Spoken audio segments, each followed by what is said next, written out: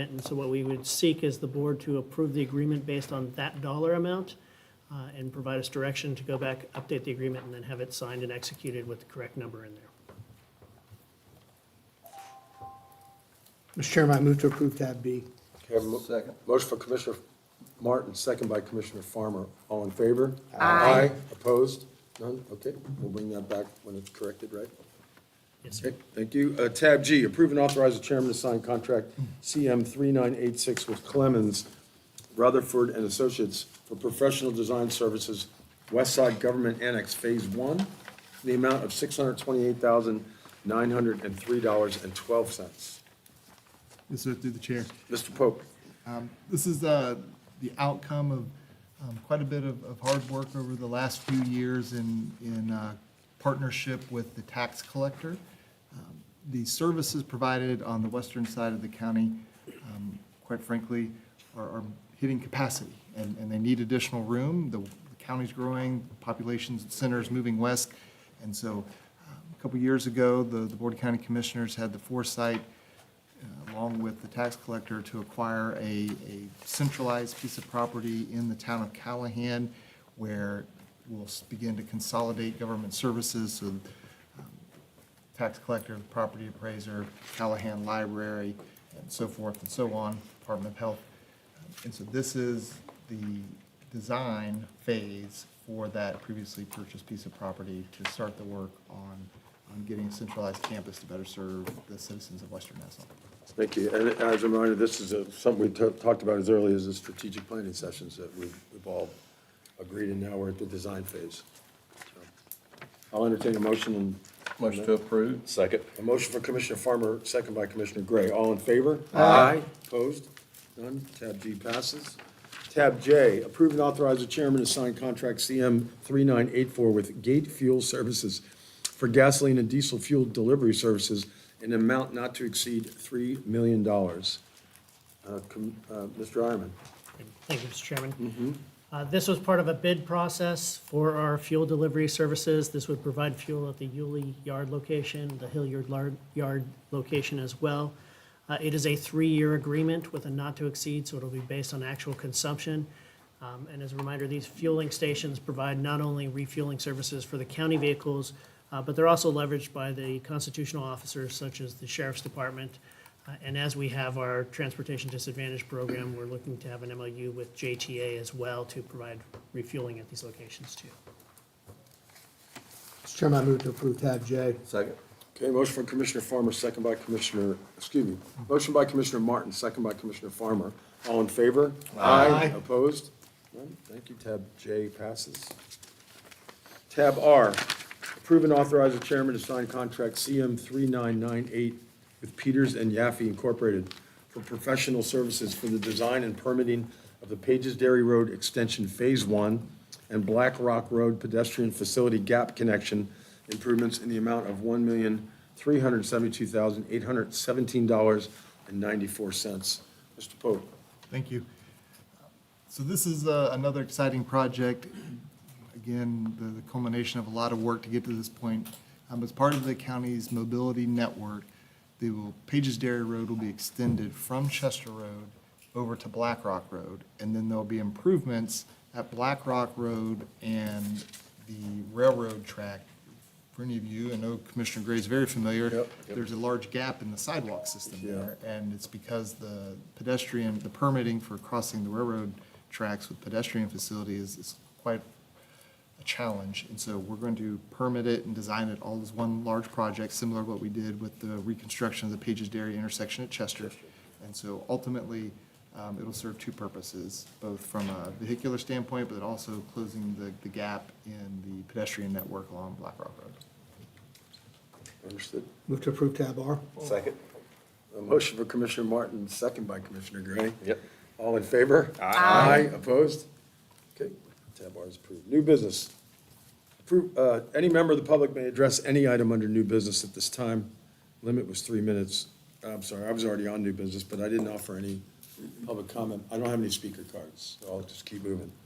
Tab W, approve and authorize chairman to execute work authorization number 1 for contract number CM3880 with Elevate Partners LLC for demolition of structures as part of the Thomas Creek Acquisition Program in the amount of $113,240. Mr. Pope? This one is self-explanatory. Yep. We, again, I sound like a broken record, but another project that's coming to fruition. Many, many years ago, we began the process of trying to resolve some of the challenges in the Thomas Creek Basin with flooding. And we're now at the point where we're going to begin demolition of structures that are in the floodplain and revert it back to its natural state. Motion to approve. Second that motion. Motion from Commissioner Farmer, second by Commissioner McCullough. All in favor? Aye. Opposed? Tab X, discuss and direct staff to cancel and/or reschedule the November 24th, 2025 and December 22nd, 2025 meetings due to the holiday schedule. Mr. Pope, I know we discussed And if you this. all are not prepared this evening to pick dates or want more time to think about it, we can obviously bring it back to the next meeting. What we're at is a point to where some of your longer runway application processes start kicking in for advertisement. And so we want to make sure that we let applicants know which meetings are not going to be available to have their hearings. Typically, the November meeting is a challenge with folks traveling for the holidays. This year, Christmas is on a Thursday, so Christmas Eve is on a Wednesday, and so you have a meeting on Monday, Christmas Eve is on Wednesday. I obviously don't know you all's collective travel plans, and so we want to go ahead and have this conversation now. If you're prepared to make recommendations, whether it's to cancel, to keep them, or to direct staff to go back and bring back alternative dates, it's your decision. Mr. Chairman, Yeah, Commissioner Martin. through the chair, county manager, if we do cancel these, and we do it tonight, it gives you enough time to let anyone who may be in the pipeline know when we would be available to have a meeting, but it also would not slow anything down. Correct. It would allow us to move pieces around and make sure that we get them on the appropriate All right, agendas. I would move to approve tab X.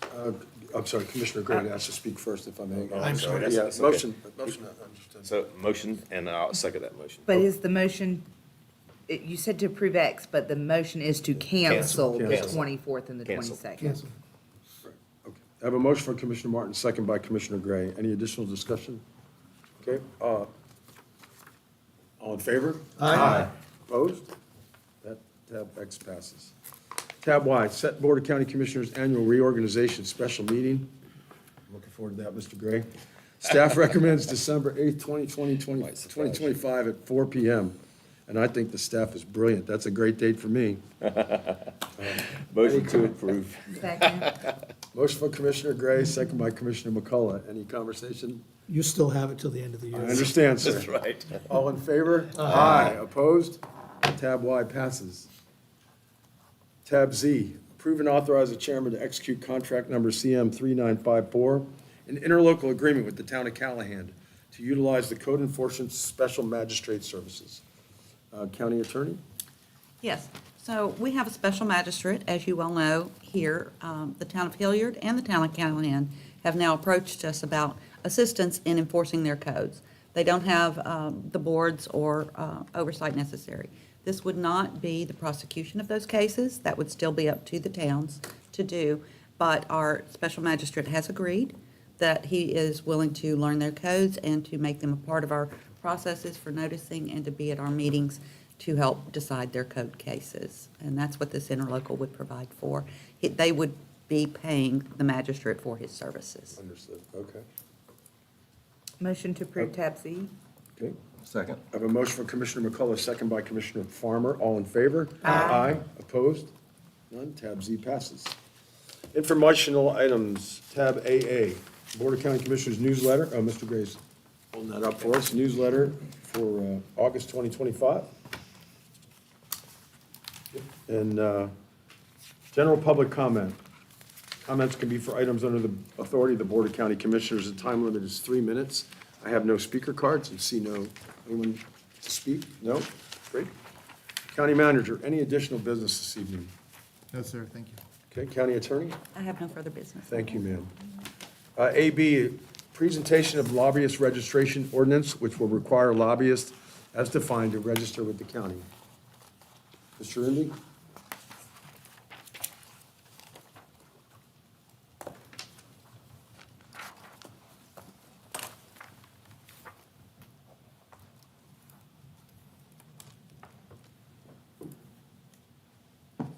And I'm hopeful tech services can pull up the, great, thank you for that.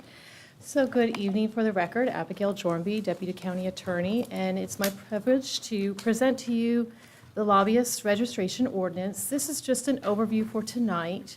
We'll actually bring back for consideration and possible adoption on October 27th. So if you recall, back at our winter strategic planning session, this board directed the county attorney's office to draft an ordinance requiring the registration of lobbyists. And this was to preserve the integrity of the decision-making process. So we have looked into other jurisdictions and how they are proceeding, and we have brought forward some proposals for you to consider tonight. Essentially, the ordinance would define what a lobbyist is and what lobbying would be, as well as require the registration, simply the registration of lobbyists under the ordinance. And it would provide penalties if a person is truly a lobbyist and they fail to register. So you will see in the ordinance when we bring it forward October 27th that a lobbyist is defined as essentially any person, partnership, company, organization that receives compensation to lobby on behalf of a principal. So the critical component of that is that they're receiving or being paid to represent another entity on their behalf. And then the definition of lobbying is any communication, either directly or indirectly, with a myriad of people, whether this board, a lower board, county staff, and that is with the seeking to influence the outcome of any decision. So putting those components together, a lobbyist is basically an individual that's hired to come before either this board, lower board, or staff, seeking to basically influence the outcome of any official action. The proposed ordinance, with that very broad definition we just went over, has exceptions to who does not have to register. So we do recognize that that is a very broad definition. We're trying to get a broad stroke on that. But essentially, any employee who is actually a governmental agency, like Department of Health, for some reason, if they came before you for an issue, they would not have to register. Elected officials or staff would not have to register. Representatives in a quasi-judicial hearing or expert witnesses would not have to register as lobbyists. Moreover, individuals in their own capacity, let's say I needed a variance, I need to come before you, request that variance, I wouldn't have to register. It is solely those individuals that are getting paid to come before you and actually lobby on behalf of a principal. It will be a simplified process. We are going completely online. It will be with the county attorney's office. It is a simple form that they would have to fill out, name, contact information. Who is that person you're lobbying on behalf? It would actually identify what is the nature of that interest, and that it would be something that there is no fee. They would just go on, fill out the form, and that would be collected digitally on our county attorney's website.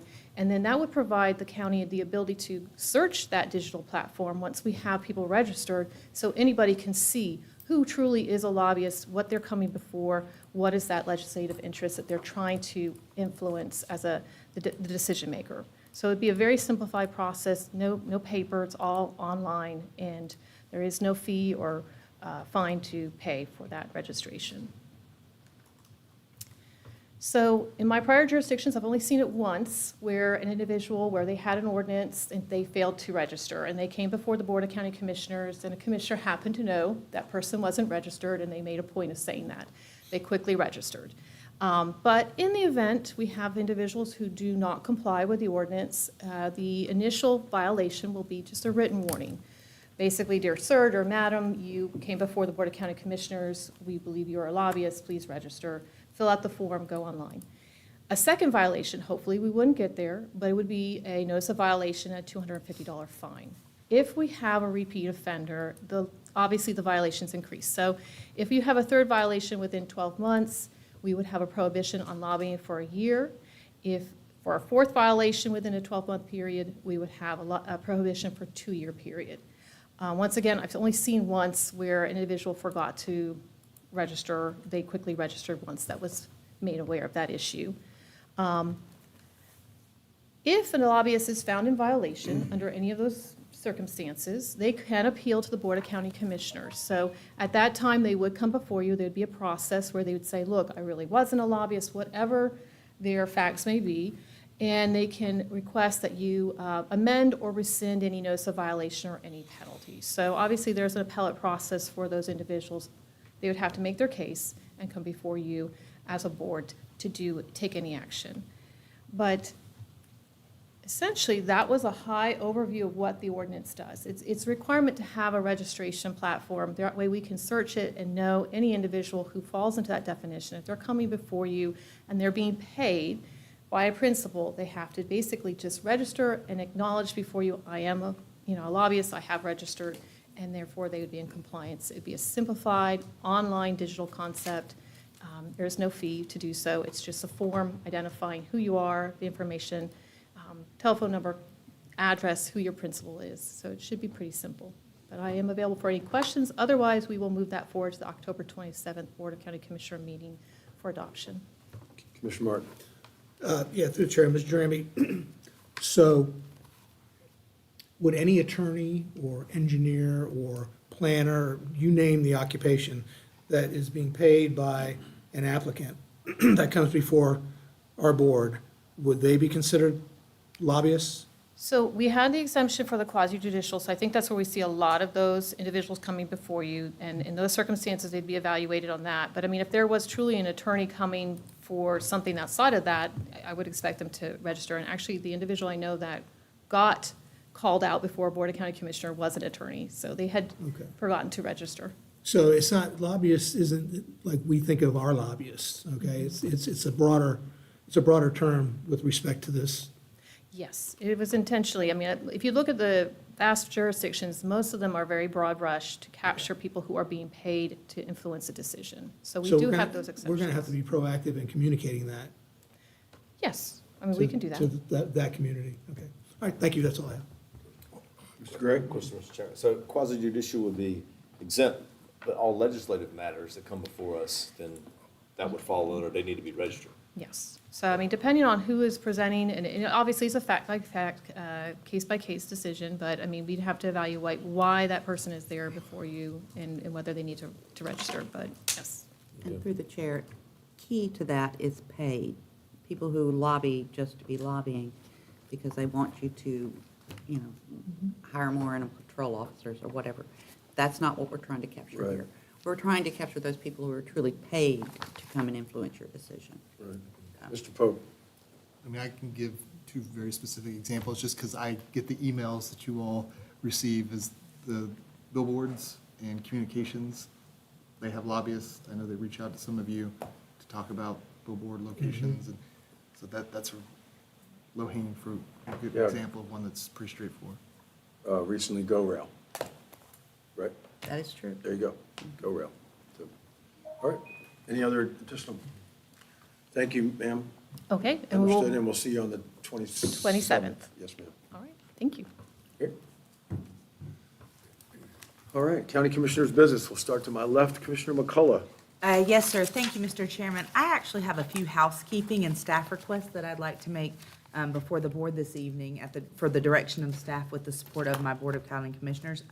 The first one being, following the ratification of the new firefighter contract, which was approved by 80% of Nassau County firefighters, I would like to request that our county staff, county manager, assistant county manager, I would like your assistance, please, in preparing a clear and concise summary table that reflects current compensation for EMTs, firefighters, and paramedics. My goal is to present this information in a way that's easily understandable to the public, because transparency is critical, especially given misconceptions around total compensation, particularly in relation to Garcia pay. Even I've been guilty of misunderstanding that prior to 5 to 6 years ago. And so as my job as your representation to my constituents, who there is a lot of confusion around the new terms of the contract, I would request that we have a clear, concise summary table that could be brought before the Board of County Commissioners so that I can correctly educate the public and that we can reflect the true compensation of our fire staff, Mr. Ironman. Is that okay with y'all? I support that. I support that as Okay. well, yeah. Yes, sir. May I- Okay. may I- may I Clears up make a confusion. suggestion? Oh, yes, sir, Mr. I'm sorry, I Martin. didn't mean to interrupt you. Commissioner Martin. I think when we, all the things you're talking about, I agree with, because it is misleading when you look at the hourly pay for this and then the hourly pay for that. I, just out of curiosity, I looked up New York City Fire, FDNY, Fire Department of New York City, and they don't put all that stuff there. Firefighter starting pay annually, X amount of dollars. So I would like that to be added into it. An annual, okay, yes, sir, okay. Mr. Ironman, will you add that to my request? Yes. Okay, thank you. Yeah, I'd Okay. agree, it should be easily publicly understandable. Yes, sir. Thank you, Mr. Thank you. Hutman. Yes, ma'am. Okay, so second item today, I have a couple things that I wanted to go over. I'm requesting that we take proactive steps to ensure that the Nassau County Animal Services operate in alignment with nationally recognized standards for animal care and control, particularly with regard to population management and shelter capacity. In order to maintain humane, effective services and public trust, it's critical that NCAS does not exceed its capacity for care, a threshold that, if surpassed, risks compromising animal welfare, staff safety, and operational sustainability. Specifically, I'm requesting that we review the current NCAS intake and housing practices, and that they are aligned with the NACA guidelines. I'm sure my fellow commissioners are very familiar with this. This is the guidelines and practices. This is our national standards for animal care services. We all know that this has been a high topic of discussion. So as we move forward in setting policy, I'm asking that our county staff provide support-driven strategies. If the public would like to read page 8, specifically for guideline recommendations, this was one of the topics that came up a lot in conversations over the last few months. The National Animal Care and Control Association recommends that each animal holding facility evaluate and determine its capacity and manage population through adoption, transfer, foster, or euthanasia in order to maintain a humane and health-safe population. This is predetermined capacity. In summary, I would like us to set a policy based on research and best management practices. It come back before the board after the research is complete, that we could look at adopting a policy. We do not have a policy, and I would like the discussion to take place and one to be set. Mr. Gray? Mr. Chairman, Yep. Commissioner McCullough, I'm not that familiar with that. Okay, as yes, you- sir. It may be, but question is, did they reference no-kill facilities in there for those guidelines? Because that's what we have, a no-kill facility. So it's a little tougher, but I'm just asking, I don't know. So we do not have a clear policy, Mr. Gray. No, I mean, is there any guidelines in there with like There is, best practices and things for that? I'm just asking, because I don't know. there's 64 pages of best practices. So what I'm asking Mr. Pope and his staff to do is to bring back so we can set a policy for the Okay. Board of County Commissioners. Mr. Chairman? Okay. Mr. Martin? Yeah, Commissioner McCullough, I don't disagree with you. However, we're in the process right now of advertising, interviewing, and hiring a new NCAS director. So Correct. I would ask that, They- I'm for what you want to do, but I would ask that we don't task Mr. Pope and his staff to start working on this, unless he wants to, Okay. until after a new director is brought on, so that person can be part of that process. Okay, so could the research be started and then the new director kind of roll in, or those questions, I presume, would even be asked in interview processes? Okay. I guess my point is I would want the new director to have To input. have the input and Right. policy, So 100%. however, I'm not trying to tell Mr. Pope how Oh, to do his yeah. job, and I support what you're asking. I just don't, I just want to make sure the new director has input. Yes, sir. I concur with that statement, but because there is no policy, I think it's imperative that as a Board of County Commissioners, we have a policy as reference, and it be based on best standards. I would concur, my comment would be, I'd concur that if there's a national standard for care, if you're exceeding capacity and it becomes an issue of inhumane treatment, that's its own problem that we should address. Yes, sir. And that's the way to do it, so. Yes, sir. Agree. Okay, those are my requests for today. Now on to general Does she have information. consensus on that? Oh, That was me. One, Mr. two. Gray? Yeah, I'm open-minded to it, Okay. whatever, you know.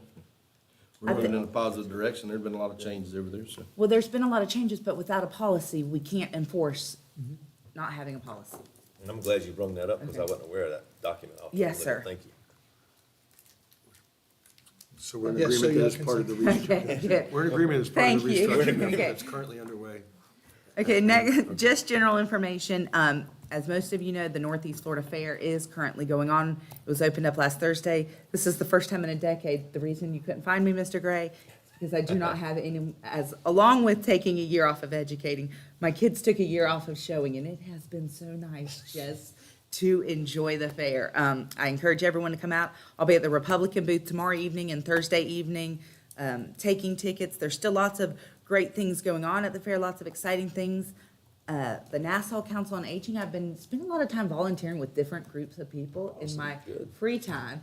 And so I've been spending a lot of time at Council on Aging, and we have such a unique population there. I would just encourage everyone to go hang out. Like, they have such cool things to do in the mornings. They're always looking for people to just sit at tables and have conversations, clean up behind. It is a great experience to come out to the West Side and volunteer with our Council on Aging if you get the chance to do so. So thank you, Mr. Chairman. Thank you, ma'am. Mr. Gray? Thank you, Mr. Chairman. Yeah, I enjoyed the Northeast Florida Fair. I mean, I go out every year, me and my wife, and attend it. It's a wonderful event. And on Friday, October 11th, I had the pleasure of sitting with Judge Higginbotham, as I do every year, and judge the costumes, we call it, costumes. And the event is growing bigger and bigger every year. They had peewees, juniors, and everything. They dress themselves up. They dress their animals up. And it's a really fun event, and it really fills up the building there. It's growing in popularity. So I really had a great time. So if you get a chance to go out to the Northeast Florida Fair, it's a wonderful event. Please go out and support the fair. I, along with Commissioners Farmer and Commissioner Martin, attended the annual Nassau County Economic Development Board Investors Appreciation Event on the 25th, and I received a letter from the Congress of the United States, and it says, I'd like to read this to the board. Dear Vice Chair Gray, congratulations to the Nassau County Board of County Commissioners, to all of y'all, on receiving the Public-Private Prosperity Award from the Nassau County Economic Development Board.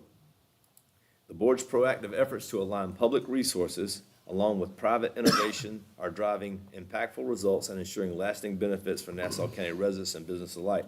Signed, Aaron Bean, your U.S. Congressman. So I wanted to read that and congratulate the board. It seems like that they are making small inroads. A big thing was at Wildlife at Commerce Park. There's two gigantic spec buildings going up. And Patillo Construction is building those. And, we've got Crawford Road paved, and we got water going out there. So, I mean, we're looking for good things to happen. And that award was presented to the Board of County Commissioners on behalf of all the work that y'all have done. So I wanted to make sure y'all got recognition for that. You want to give a shout out to the venue that hosted it? Yes, the venue was Tuscan Rose. It's a very well-attended venue. It's a beautiful place if people would like to go out there. It's hard to believe it's out there in Commissioner Farmer's district, I believe. He lives in Mark Road. It's beautiful out there. It's gorgeous. Great place for a wedding and reception. Yes, they Commissioner have Gray. Yeah, they do. They have a wedding venue. Venue. I know, my daughter may be going out there, I'm not sure.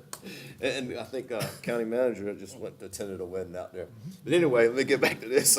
Also on October 1st, I attended a Nassau Legislative Delegation meeting, and Commissioner Martin was there, and as well as others, and that was a well-attended event.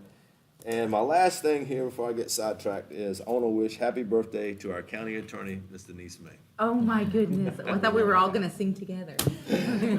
So, she came on board here a few years ago, and she's always dedicated to us, the commission here.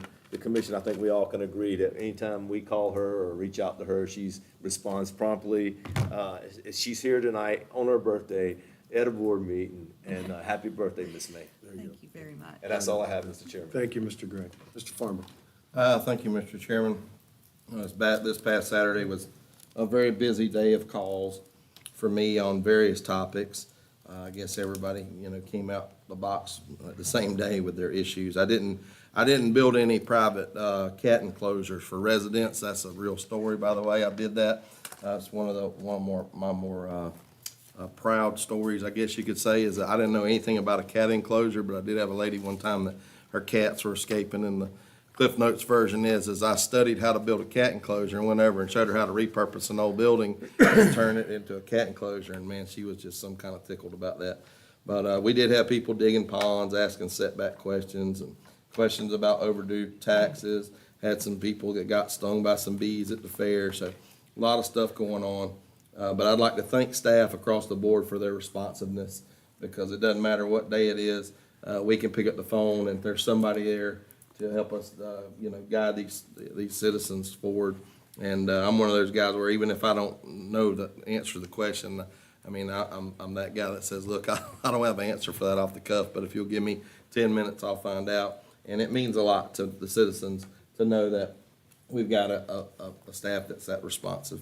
I'd like to say congratulations to the Warriors on their this past week's win against Satellite Beach. I'd like to thank everyone that participated in the hazardous waste collection this last Saturday. I saw that we had some of our fire rescue professionals come out and assist them.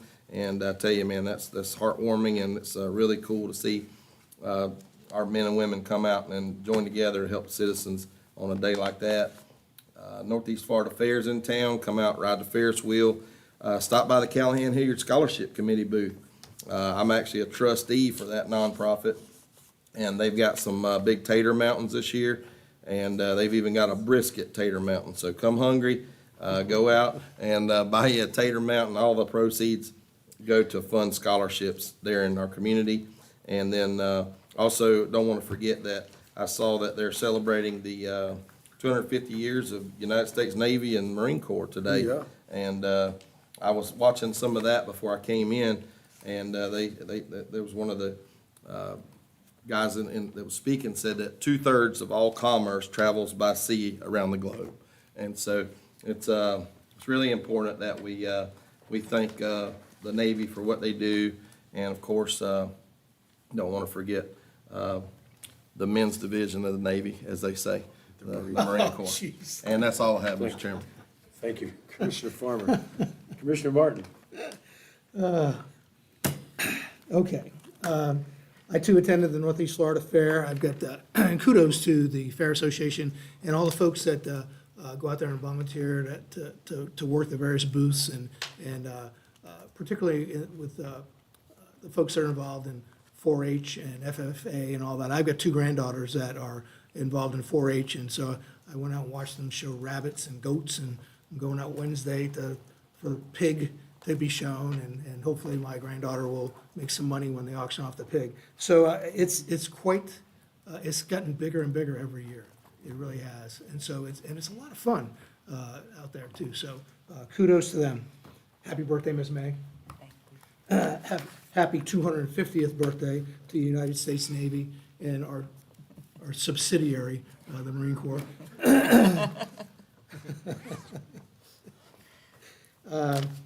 I also attended a ribbon cutting for the Fernandina Beach Babe Ruth League batting cages. And it's out there, the Central Park area where all the ball fields are. And it's really, it's impressive. We didn't have that kind of stuff when I was a kid playing ball.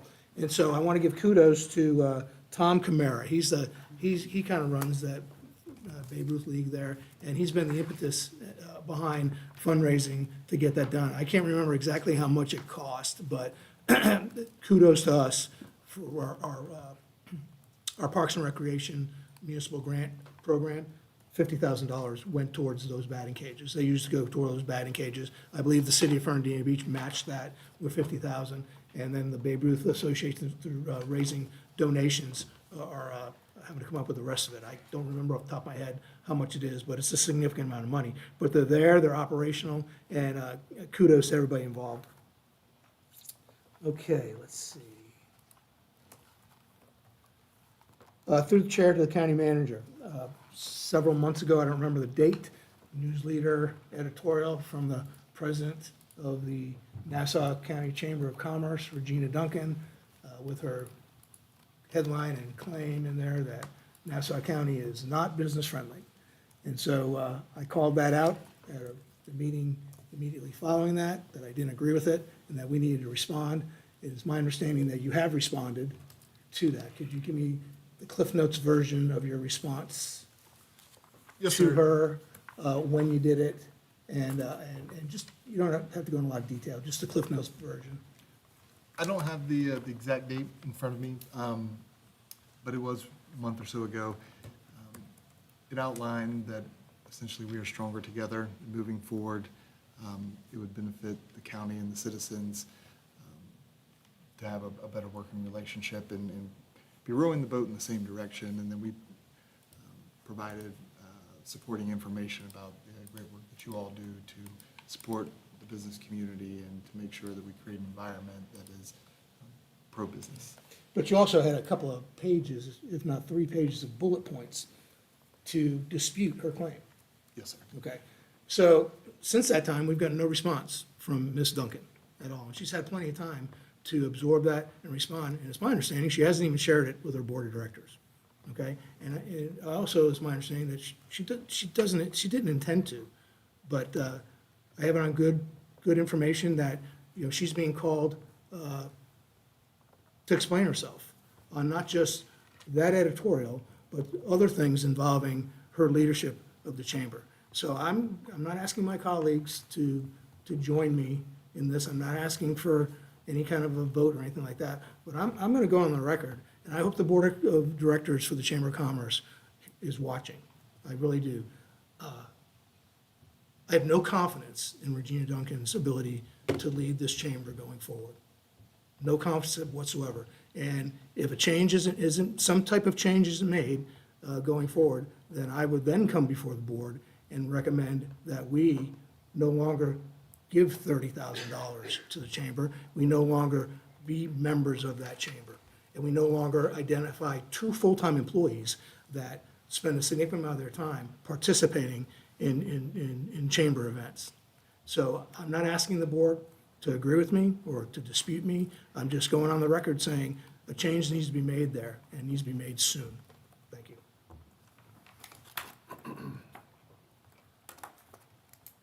Thank you, Commissioner Martin. I don't, one, you guys covered everything, so thanks for that. It's always part of the, taking the last turn. I do want to recognize the Atkins family for coming in this evening and receiving that proclamation.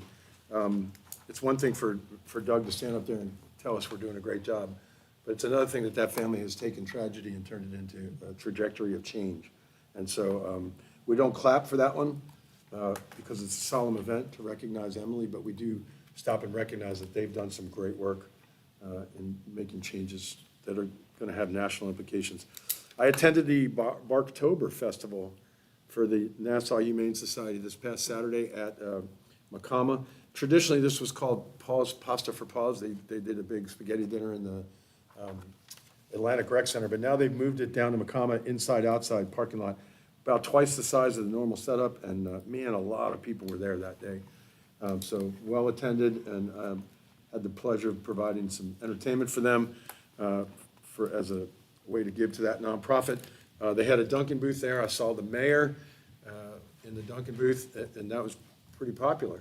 And I saw Commissioner Tootin in there, and that was pretty popular too. And so I don't, there was a lot of balls being thrown and a lot of Dunkin' going on. So I also had on a personal note, was invited down to Jacksonville and participated in a local media with Ms. Emily Turner, who's an investigative reporter. She does a project called What's Happening in the 904. And I went down and taped some segments with her. I saw Commissioner Askew recently did that as well. And that'll air next Sunday morning. I said a lot of great things about you guys, just if you want to know. And the staff and the county, because I'm so proud to be here. So look for that next Sunday morning, not this one. And last, on a good note, my son came home by surprise for the weekend from the Air Force. And came home because he said, well, if I'm not going to get paid, I'll just come home and hang out with you. I said, well, that sounds like the old days. But no, he's, apparently they worked that out too. He was going to get paid. He went back today. But happy Columbus Day to everybody. And enjoy the rest of the week. And happy birthday to you, Miss May. Thanks again for all your service. We're adjourned.